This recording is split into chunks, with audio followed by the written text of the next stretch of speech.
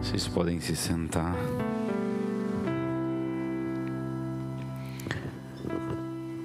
Foi uma madrugada terrível para um pequeno barco que decidiu deixar Cafarnaum já no começo da noite e atravessar o mar da Galileia para chegar do outro lado. Naquela madrugada, uma tempestade terrível veio sobre o barco.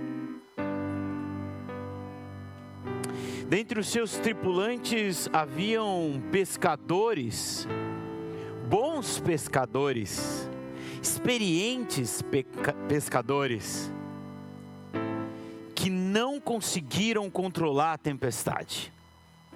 Estavam prestes a perder a sua vida naquela viagem.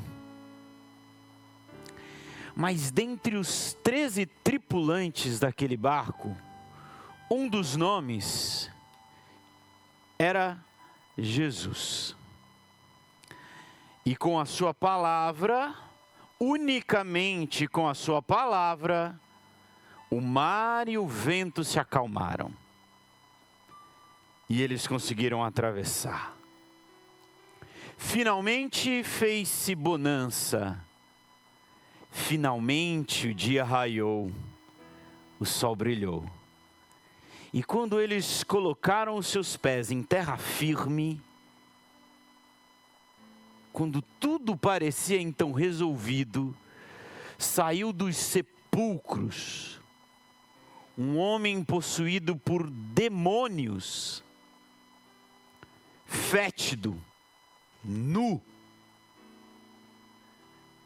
um trapo humano, e se joga aos pés de Jesus e diz: o que tenho eu contigo?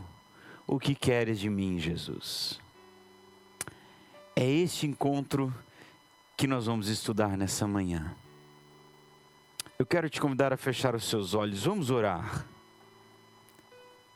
Senhor, diante de Ti, aqui estamos, diante da Tua presença, reconhecendo a grandeza que é o nome poderoso de Jesus, que liberta, que acalma tempestades, que tem poder sobre a natureza, que tem poder sobre os espíritos, que tem poder sobre a vida, que tem poder para salvar o mais torpe e imundo pecador.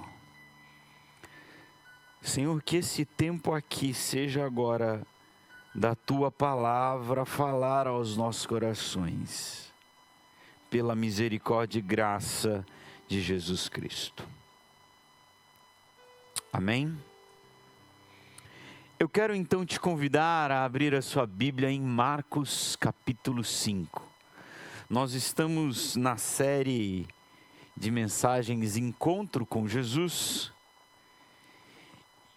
E na mensagem de hoje nós vamos ver o encontro de um endemoniado que ficou conhecido como endemoniado gadareno, possuído por vários demônios, e que diante deste contexto que nós já vimos, parece que vai ao encontro de Jesus. Nós temos uma leitura de Marcos 5, do versículo 1 até o 20, então é um texto um pouquinho mais longo do que normalmente fazemos, mas vamos acompanhar toda esta narrativa em que a palavra de Deus fale aí aos seus corações mais do que eu, né? Eu falo bastante, mas que ela fale. Vamos ao versículo 1, diz assim: eles atravessaram o mar e foram para a região dos Gerazenos, ou Gadarenos. Eu vou explicar isso e vou sempre chamar de Gadareno, tá bom? Porque eu não vou acertar Gerazenos. Quando Jesus desembarcou, versículo 2, né? Quando Jesus desembarcou, um homem com um espírito imundo veio dos sepulcros ao seu encontro. Este homem vivia nos sepulcros e ninguém conseguia prendê-lo, nem mesmo concorrentes, pois muitas vezes havia sido acorrentado pés e mãos, mas ele arrebentava as correntes e quebrava os ferros dos seus pés. Ninguém era suficientemente forte para dominá-lo. Noite e dia andava gritando, cortando-se com pedras entre os túmulos e nas colinas. Quando viu Jesus de longe, correu e prostrou-se diante dele e gritou em alta voz: Que queres comigo, Jesus, Filho do Deus Altíssimo? Rogo-te que não me atormentes. Pois Jesus lhe tinha dito: saia deste homem, espírito imundo. Então Jesus perguntou: qual o seu nome? Meu nome é Legião, respondeu ele, porque somos muitos. E implorava a Jesus com insistência que não os mandasse sair daquela região. Uma grande manada de porcos estava pastando numa colina próxima. Os demônios imploraram a Jesus: manda-nos para os porcos, para que entremos nele. Ele lhes deu permissão. E os espíritos imundos saíram e entraram nos porcos. A manada de cerca de 2.000 porcos atirou-se do precipício abaixo, em direção ao mar, e nele se afogou. Os que cuidavam dos porcos fugiram e contaram esses fatos na cidade e nos campos. E o povo foi ver, e se aproximando de Jesus, viram um homem que fora possesso da legião de demônios, assentado, vestido e em pleno juízo, e ficaram com medo. Os que estavam presentes contaram ao povo o que acontecera ao endemoniado e falaram também sobre os porcos. Então o povo começou a suplicar a Jesus que saísse do território deles. Quando Jesus estava entrando no barco, o homem que estivera endemoniado suplicava-lhe que o deixasse ir com ele. Jesus não o permitiu, mas disse: vá para casa e para sua família e anuncie-lhes quanto o Senhor fez por você e como teve misericórdia de você. Então aquele homem se foi e começou a anunciar em Decápolis o quanto Jesus tinha feito por ele. Todos ficavam admirados. Que história, hein? A gente poderia voltar ao início e ler de novo.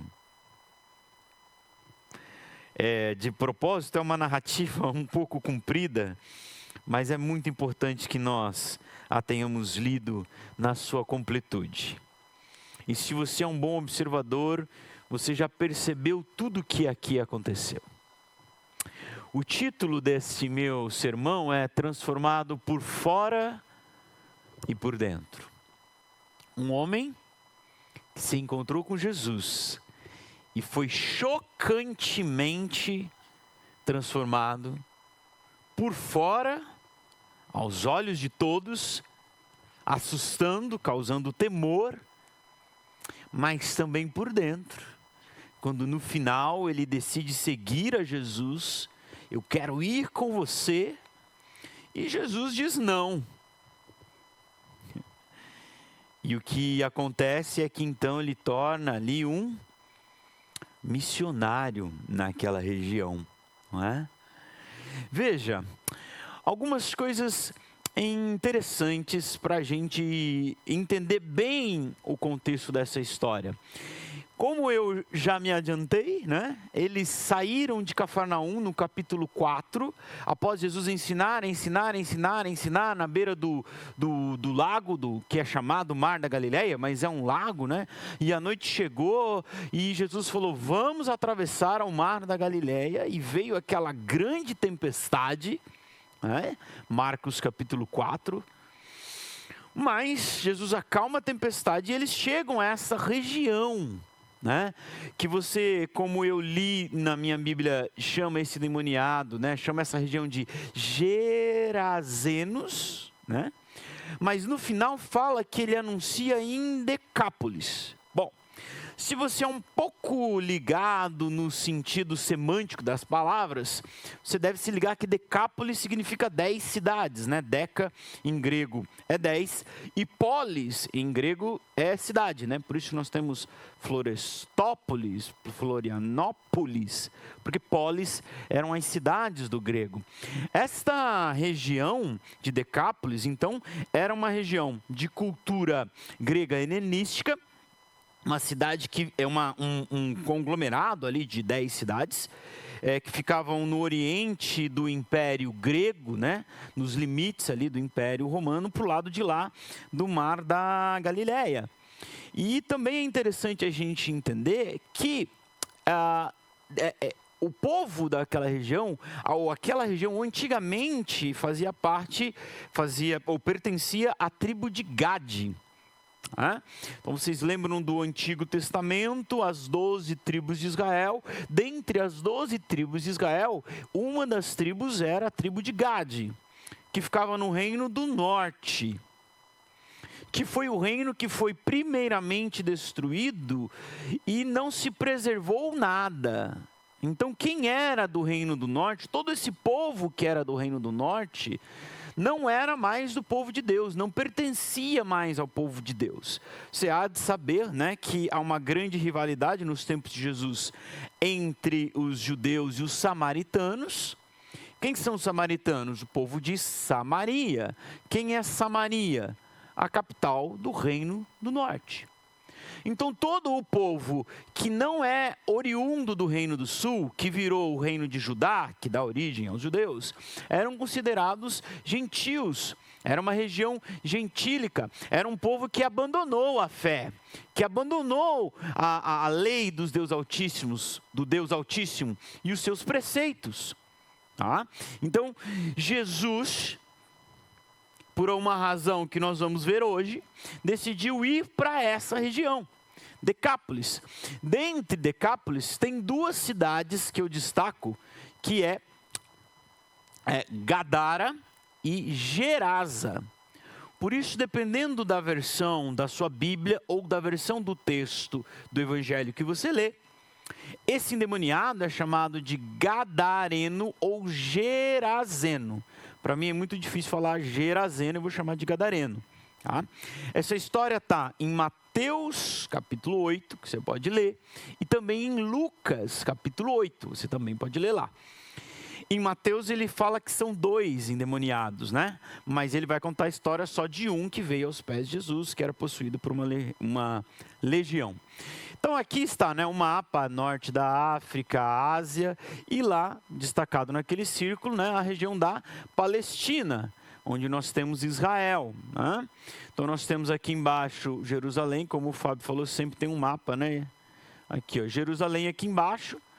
Aqui está o Mar Morto e o Mar da Galileia está aqui, ó. Então aqui está, ó, Gerasa. Tem um mapa que vai mostrar melhor essa região da Decápolis, ó. Então eles estavam na borda do mar, aqui em Cafarnaum, e atravessaram uma distância de mais ou menos uns 10 quilômetros aí, até chegar nessa região, onde você vê aqui Gadara e você vê Gesara. Todas essas cidades em preto, negrito, são as cidades que formam a Decápolis, tá certo? Eu não sei se esse texto, se essa história te gera algum desconforto. Eu tenho dois desconforto com essa história. Primeiro é a descrição deste homem que se cortava com pedras e que nós não vimos no texto que lemos, mas Lucas 8 vai dizer que vivia nu ali, gritando, morando nos sepulcros, né?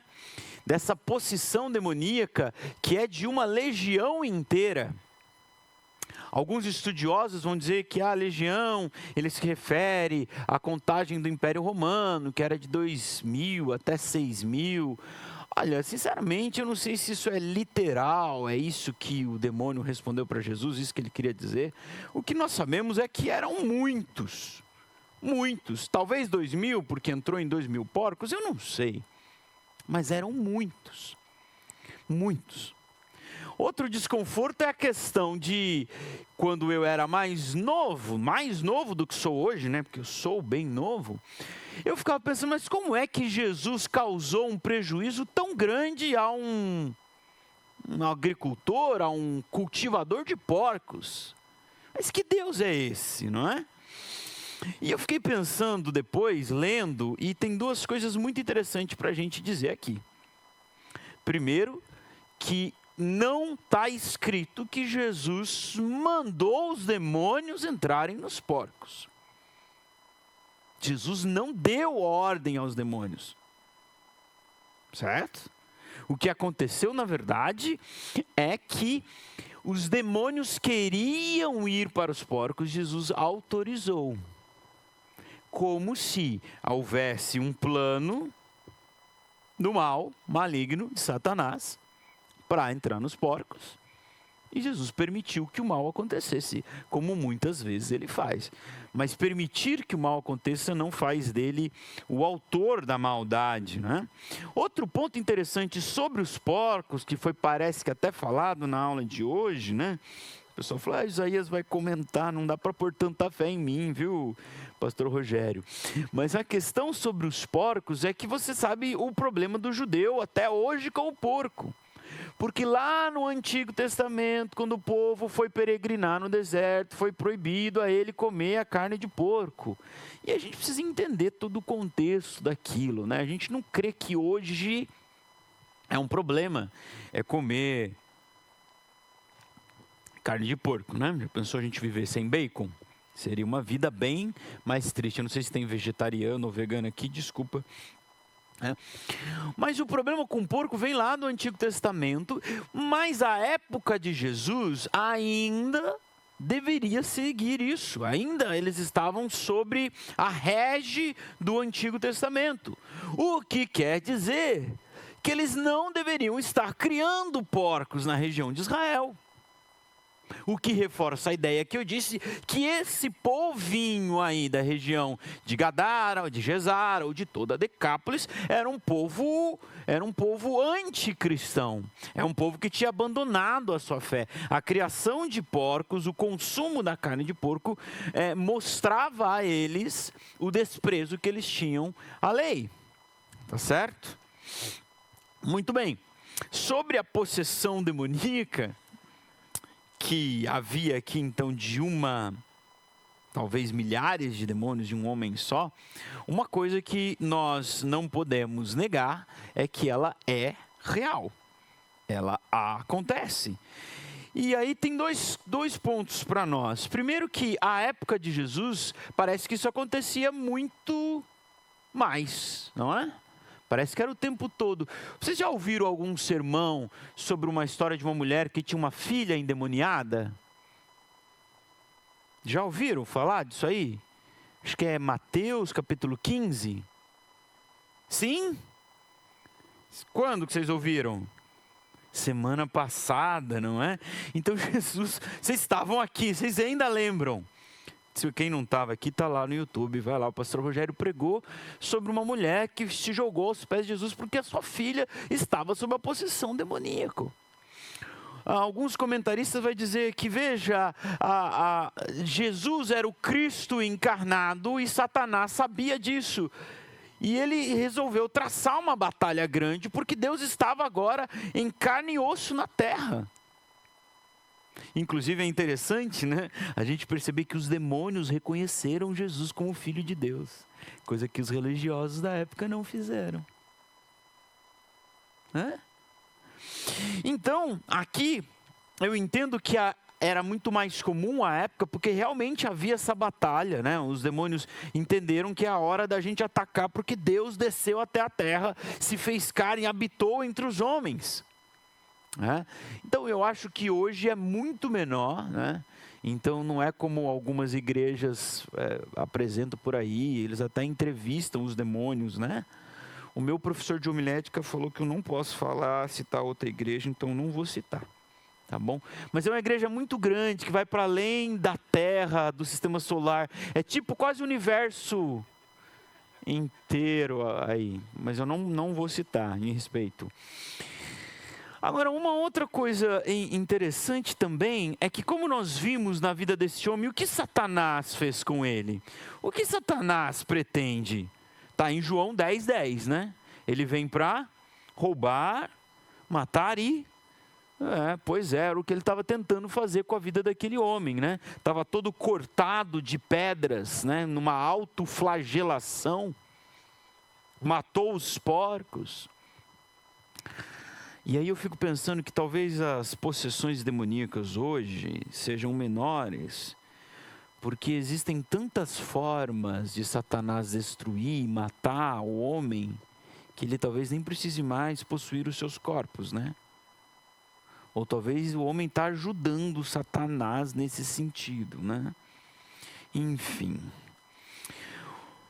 Entrando de fato em 3 observações que eu quero deixar para vocês no dia de hoje, a primeira delas, que não é novidade para ninguém, é que o poder de Jesus é ilimitado. Nós estávamos diante de um homem sem solução. Sem solução. Os versos de 3 até 5 mostram que ele vivia em túmulos, abandonado pela sua casa, pela sua família, porque no final, no versículo 20, Jesus fala: volta para sua casa e para sua família, o que quer dizer que ele tinha casa e família, mas também abandonado pela sua sociedade. Então ele vivia nos montes, nas colinas. Lembra que o texto diz que ele vivia nos túmulos? O que eram os túmulos, senão as tumbas cavadas em rochas? Então era lá que ele vivia. Por quê? Porque ninguém mais conseguia dar conta, resolver o seu problema. O verso diz que ninguém era suficientemente forte. Também diz que nem as correntes nas mãos e nem nos pés o puderam conter. Mas para o poder de Jesus, nada é difícil ou impossível. Como eu já mencionei no capítulo 4, Jesus acalma a tempestade, mostrando o seu poder sobre as coisas criadas e materiais. Agora Jesus está diante do Espírito, mas como ele já havia feito, e nós vimos semana passada em Mateus capítulo 15, com uma só palavra, ele mostrou, e à distância ainda, né? Ele mostrou o seu poder sobre o espírito mau da filha da viúva Ciro-Fenícia. Agora diante de Jesus está um homem possuído por uma legião, por talvez milhares de demônios. E isso é mais ou menos difícil para Jesus?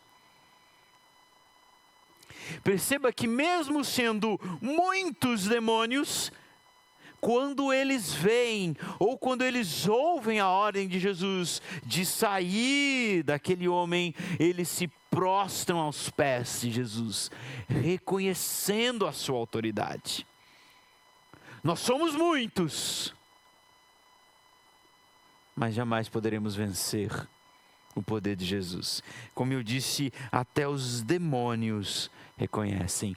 Como cantamos, o nome de Jesus é poderoso. O nome de Jesus é poderoso. A segunda observação que eu quero deixar para vocês é a transformação que esse nome poderoso de Jesus fez no exterior daquele homem. O verdadeiro encontro com Jesus é capaz de mudar tudo em nossas vidas. É capaz de mudar a nossa cosmovisão. Aqueles que de verdade se encontram com Jesus e decidem torná-lo o Senhor da sua vida, tem ela transformada por completo, inclusive no seu exterior. A transformação que Jesus pode produzir vai para além do coração. Ele muda todos os aspectos da nossa vida, porque quando Ele se torna o Senhor da nossa vida, nós estamos então deslocando o centro de todo o nosso ser, de nós mesmos, das nossas prioridades, dos nossos anseios, das nossas vontades, e agora o centro todo está em Cristo e no seu reino. Por isso, um verdadeiro seguidor de Jesus jamais vai ser igual à grande massa, jamais vai ser confundível na multidão. Um verdadeiro seguidor de Jesus vai saltar aos olhos. Um verdadeiro seguidor de Jesus não frequenta certos lugares, não usa certas palavras, não usa certas roupas ou certas substâncias. Não que é isso que significa ser cristão. Não é o que você faz, o que você veste, ou o que você diz que significa ser cristão. Mas é que aquele que se encontra com Jesus e é transformado em seu interior, isso vai refletir em uma transformação externa. Não é que nós precisamos ser reconhecidos pelo nosso jeito de usar uma roupa ou uma vestimenta, mas quem é transformado de verdade por Jesus vai ser inconfundível no meio da multidão.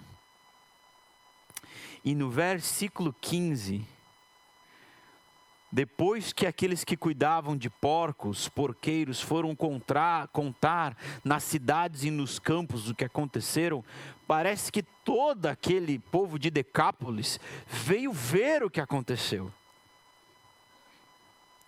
E quando eles chegam diante da cena, ficou muito destacado aos seus olhos aquele homem que antes era o endemoniado, agora sentado aos pés de Jesus. Foi fácil de reconhecer, porque um verdadeiro transformado de Jesus salta aos olhos, é visível. Não é porque a sua forma de agir, a sua norma e a sua conduta é a sua religião, mas é porque ele é diferente. E por ser diferente, talvez um verdadeiro seguidor de Jesus vá ter certa dificuldade de se encaixar. Um verdadeiro transformado por Jesus, talvez vai sofrer com rejeição. Você está disposto a pagar esse preço? Você está disposto a viver isso? O verso 15 relata que a população, ao ver o homem transformado, temeu. O gadareno transformado trazia desconforto.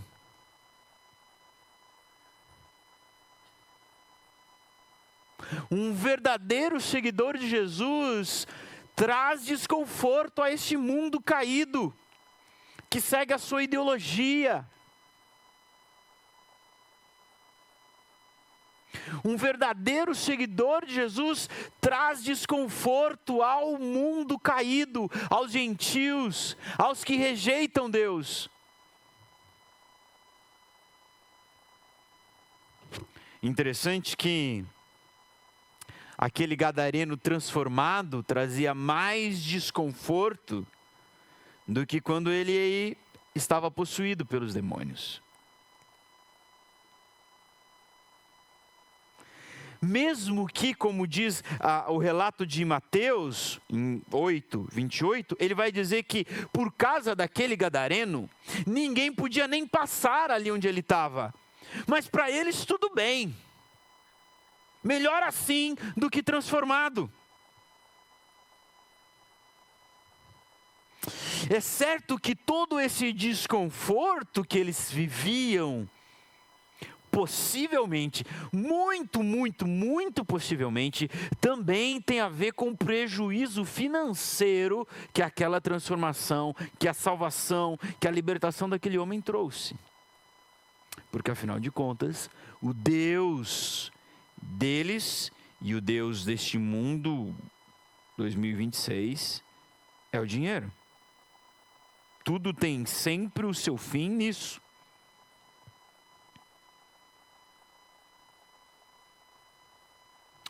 Mas essa situação também explicita que o mundo prefere as coisas subvertidas.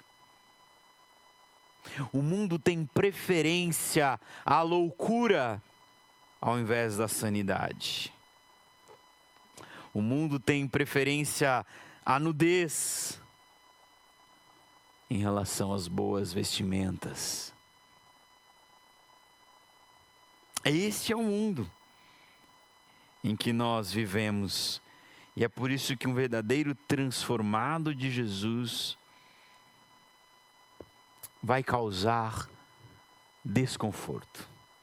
Como o próprio Jesus, por onde passava, Jesus abalava as estruturas. Um encontro com Jesus jamais deve deixar tudo como está.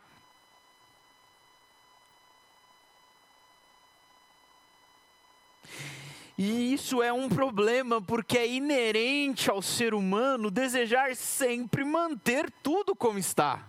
É por isso que a zona de conforto chama-se zona de conforto. Porque o confortável é sempre manter tudo como está. Mesmo para aqueles gadarenos. Eles expulsaram Jesus, nós lemos, eles imploraram, eles suplicaram, Jesus, por favor, vá embora.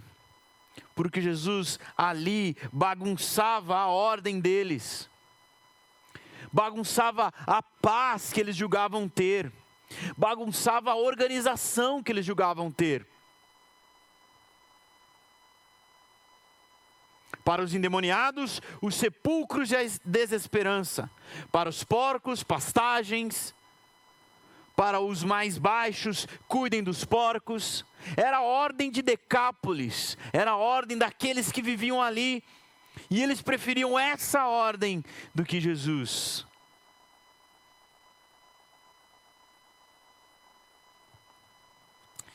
E eu fico pensando se nós não fazemos o mesmo. O mais difícil de se encontrar com Jesus é que ele vai querer bagunçar aquilo que chamamos de ordem, abalar aquilo que chamamos de paz. E muitas vezes, como aqueles fizeram, nós também queremos fazer. Jesus, não dá para o Senhor ir embora agora? Não dá para o Senhor não mexer aqui? Não dá para o Senhor deixar eu no comando dessa área da minha vida? Nós também gostamos dos endemoniados no lugar dos endemoniados. Não é isso? Nós gostamos das prostitutas no lugar delas. Nós criamos a nossa própria ordem e nós queremos a nossa própria ordem e nós nos incomodamos com aquilo que Jesus quer fazer, que é trazer todo mundo, que é alcançar os perdidos. Qual é o problema de perder os 2.000 porcos? O problema é que para Jesus a vida de um só homem vale mais do que uma manada de milhares de porcos. Só que isso é para Jesus, não é para mim e para você. E aí nós falamos: Jesus, não dá para o Senhor ir embora, pegar o seu barquinho e voltar para Cafarnaum? Quando eu precisar, eu te chamo.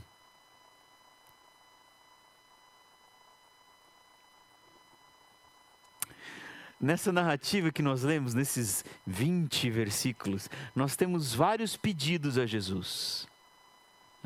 Interessante que Jesus atendeu o pedido dos demônios. E agora tem um pedido que vem dos gentios, dos incrédulos, pedindo: Jesus, por favor, vá embora. E sabe o que Jesus faz? Sabe? Ele atende, sem pestanejar. Versículo 17. Então o povo começou a suplicar para que Jesus saísse do território deles. Vá embora de Decápolis, porque aqui a gente se resolve do nosso jeito. E eu creio que presta bem atenção, por favor, nessa frase. Eu creio que este vai ser um pedido que Cristo sempre atenderá. E isso, meu querido, deve nos causar temor. Porque cada vez que nós pedirmos para Jesus: saia daqui, deixa eu resolver isso aqui, Ele vai atender. Se você escolher colocar Jesus para fora da sua vida, Ele irá.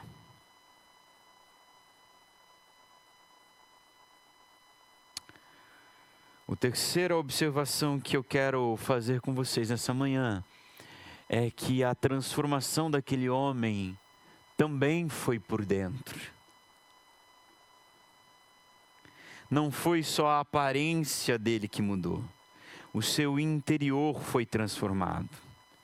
Aquele que perturbava quem passava naquela região tornou-se agora um pregador, um missionário, que anunciava sobre o poder de Cristo para transformar vidas, em uma região que escolheu expulsar Cristo. Ele ficou lá.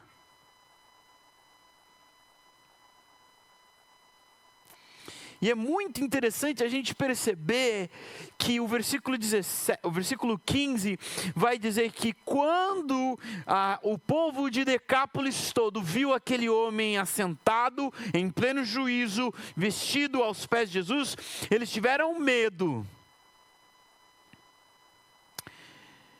E no versículo 20 vai dizer que quando eles ouviram aquele homem testemunhar, eles tiveram admiração. Todos ficaram admirados.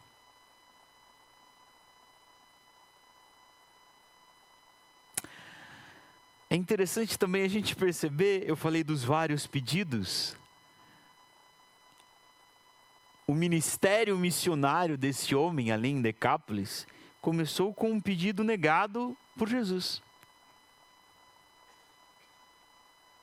O mesmo Jesus que atendeu o pedido da legião, agora está negando um pedido de um homem transformado, de um homem verdadeiramente transformado.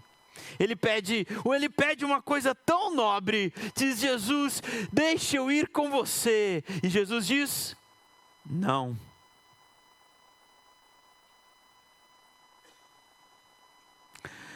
Então, eu não sei que Jesus é esse que nós estamos criando dentro da nossa religião, que existe para atender todos os nossos desejos, que existe para fazer da minha vida melhor. Porque eu vejo milhares de vezes ao longo do Evangelho, milhares é muito, né? Várias vezes no Evangelho, como eu já preguei em João 6, Jesus dizendo não. Faz mais pão, multiplica mais pão. Ele chega. Jesus, deixa eu ir com você. Não. E olha que ele nem estava pedindo uma casa nova como eu e você faz. Nem está pedindo um carro novo, mais dinheiro, mais saúde.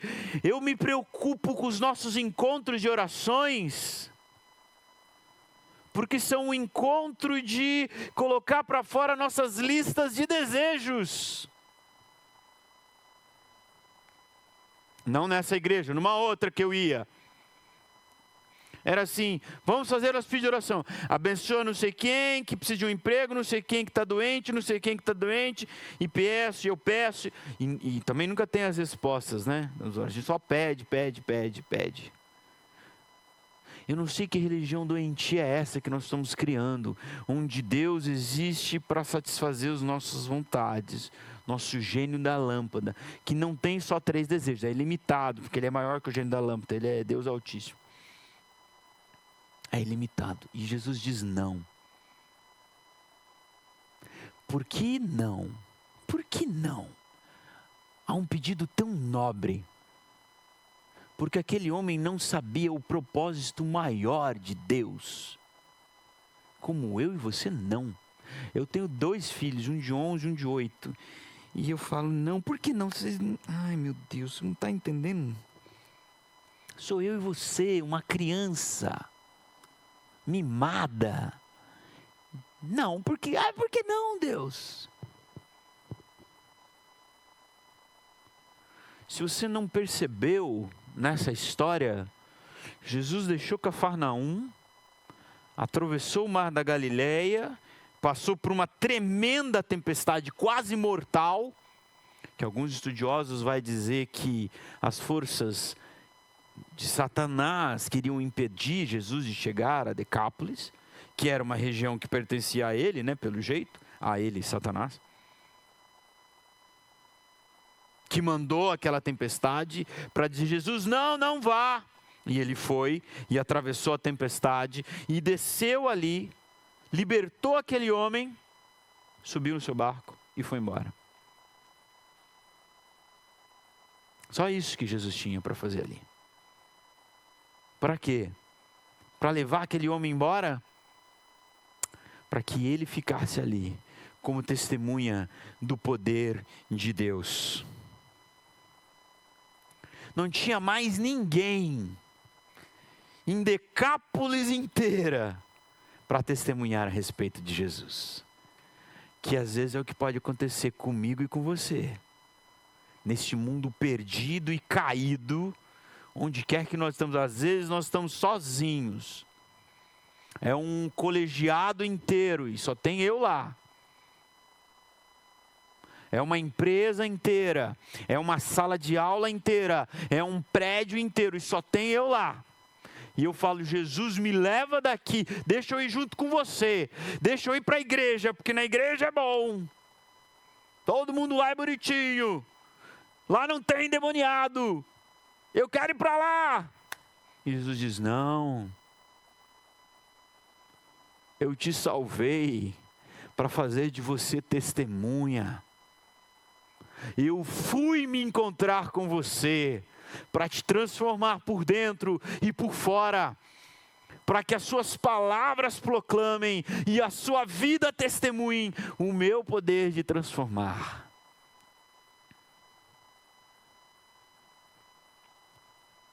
Já concluindo, eu tenho 3 perguntas para te fazer.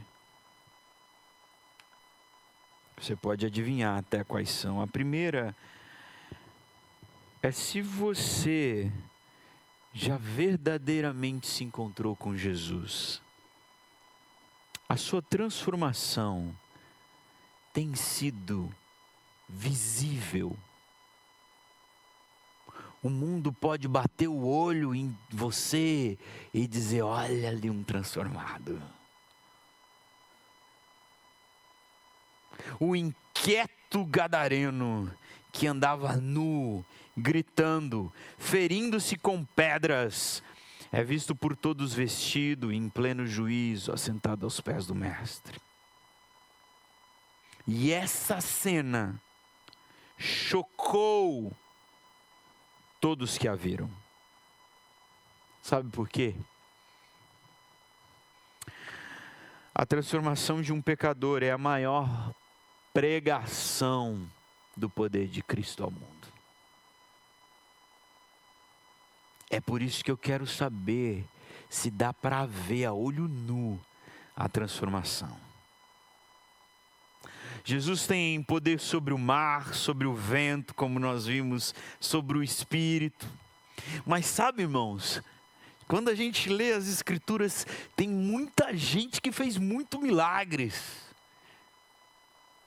Tem um tal de Pedro que curava as pessoas pela sua sombra, porque estava cheio do Espírito.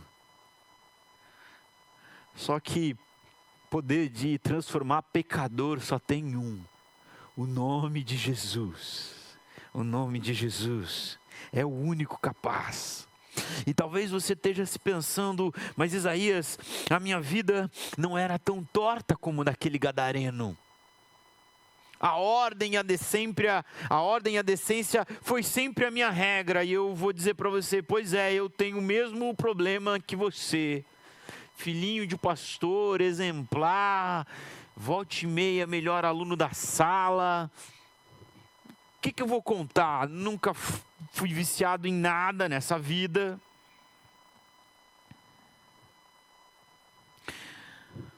Mas e as coisas mais escondidas no nosso íntimo?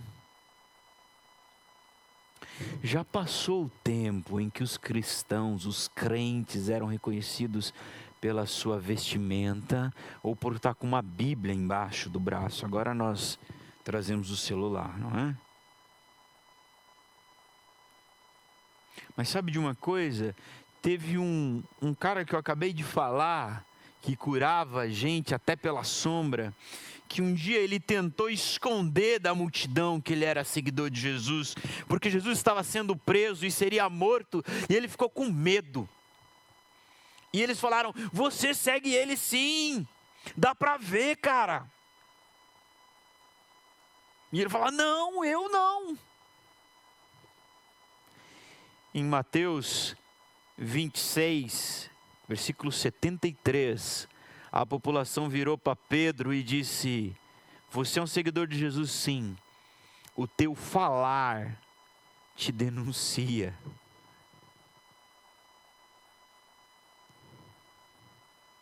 O teu falar te denuncia que você é um transformado por Jesus. O meu falar, quando as pessoas me ouvem, não aqui, né? Lá na minha Decápolis que eu tenho que encarar. Quando elas me ouvem falar, eu posso ser acusado de ser um seguidor de Jesus? Será que a nossa vida tem levado os incrédulos a temer, como aconteceu com aquele gadareno, a crer no poder de Cristo para transformar pecador? A segunda pergunta que eu tenho para te fazer é se você tem então falado de Jesus, falado aos incrédulos o que ele fez na sua vida. E talvez você não tenha nada para contar. Talvez tenha, né? Eu não conheço a vida de quase ninguém aqui. Eu conheço daquela jovem formosa ali, mais ninguém. Talvez você se meteu nas coisas mais terríveis deste mundo. E você possa hoje dizer, anunciar. Mas talvez não. E se não? Bom, você pode então contar do como Cristo transformou o seu interior. como Cristo fez você parar de ser um tremendo de um egoísta? Como Cristo fez você parar de ter medo de ser rejeitado pelo mundo e passou a testemunhar do poder dele? Você pode testemunhar como foi que Cristo fez você entender que você não é o centro do universo? Porque isso não é exterior. Mas eu e você nascemos assim, para sermos adorados, por isso nos tornamos os próprios deuses. Você pode contar de como Cristo mudou a sua língua irrefreável, que era mais venenosa que os venenos dos mais peçonhentos.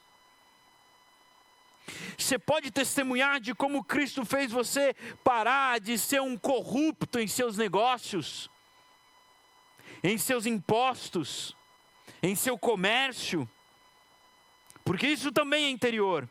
Você pode contar de como Cristo mudou aquilo que ninguém via, das coisas que estão mais escuras, das coisas que ninguém pode ver, ou melhor, Cristo pode, e que Ele quer te encontrar para mudar. E talvez, se nós não temos sido essas testemunhas vorazes, me pergunto se temos sido verdadeiramente transformados por Cristo, por fora, mas por dentro também. Na vida de um verdadeiro cristão, essas duas transformações são indissociáveis. Se você transformou só sua aparência, o nome disso é hipocrisia. Como Cristo se referiu, sepulcros enfeitados. A aparência é muito bonita, mas o exterior não. Agora, se você foi transformado no seu interior e você é um santo, e nada dessas listas que eu dei agora cabe em você, mas você não faz nada, isso não reflete no seu externo, bom, tem duas coisas. Ou não é como você está dizendo, é uma farsa essa sua transformação, ou você é um tremendo do egoísta, que tem Cristo só para você. Que você vive a sua vida focado em você mesmo, sem se importar com o Decápolis inteira que está sob o domínio de Satanás. Contrapondo a ideia do cristianismo, que nunca é vivermos para nós mesmos. Quando Cristo nos chama para ir e dar fruto. Tu já viu alguma árvore que come do seu próprio fruto? Que se beneficia da sombra e do descanso que pode gerar?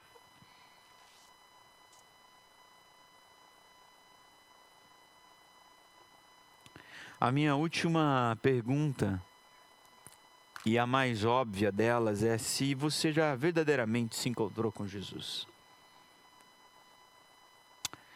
Se a sua resposta aí dentro do seu coração, porque para mim você não vai dizer, eu sei, for não, saiba que como os vimos, em primeiro lugar nós vimos que o poder de Cristo é ilimitado. É sobre as coisas materiais, é sobre as coisas espirituais, sendo um espírito ou sendo uma legião. É sobre as coisas da natureza, como vimos no capítulo 4 de Marcos. E na sequência do capítulo 5, como vimos, o poder de Cristo é inclusive sobre a morte. Porque ele sai dali, pega o seu barco, volta para Cafarnaum e vai ressuscitar a filha de Lázaro. O poder de Cristo é sobre todos. É sobre a vida, é sobre a morte. Não há nada que Cristo não pode mudar na sua vida. Se você ainda não se encontrou com Jesus, se você se considera um desesperançado como aquele homem, se as pessoas estão dizendo para você, você não tem mais solução, se as correntes não são capazes de resolver seu problema, se a sociedade quer te excluir porque o seu problema é sem solução, para Jesus, você tem solução. Você precisa se encontrar com Ele. É isso que nós temos visto domingo após domingo, os encontros com Jesus. Ninguém sai de lá do mesmo jeito. Nós não estudamos e não vamos estudar nenhum encontro que Jesus tentou e não conseguiu transformar o pecador. Ele pode fazer isso na sua vida. Ele pode fazer isso na sua vida. Como eu sempre faço, eu te pergunto no final, quem é você nessa história? E aí, nós já arriscamos, você não é Jesus, tá? Nunca vai ser essa a resposta. Então, te resta duas opções. Ou você é como aqueles de Decápolis, que expulsaram Jesus e escolheram a sua própria ordem, e a sua própria pseudo-paz, ou então você é um gadareno, que precisa de libertação, que precisa de ser transformado, por fora, por dentro, para então se tornar aonde Deus quer que você esteja, um proclamador, um pregador, do poder de Cristo para transformar pessoas. Vamos orar?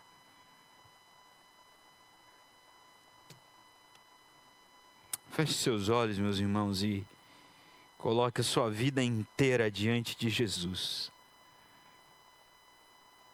Faça uma autoexaminação de tudo que nós ouvimos nessa manhã.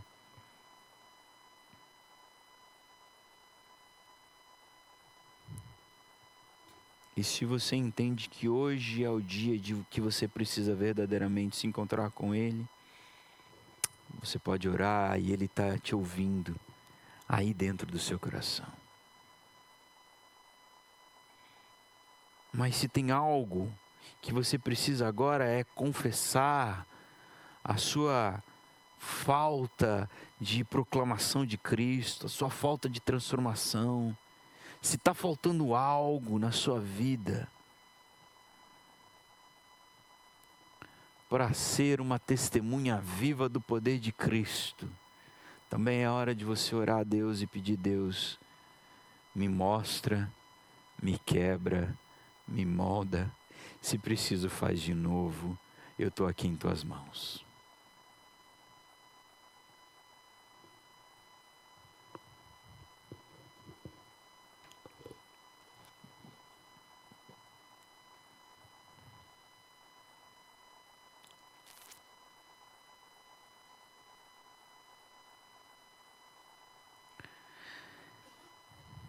Senhor Deus, neste dia que o Senhor preparou, aqui estamos para ouvir da Tua palavra com tremor e temor. E agora eu te peço, Deus, pela vida desses que aqui estão, ou que nos ouvem, e que agora em seu coração oram a Ti, Deus, clamando por transformação, clamando por um encontro verdadeiro contigo. Responde a cada oração. É o meu desejo, em nome de Jesus Cristo. Amém.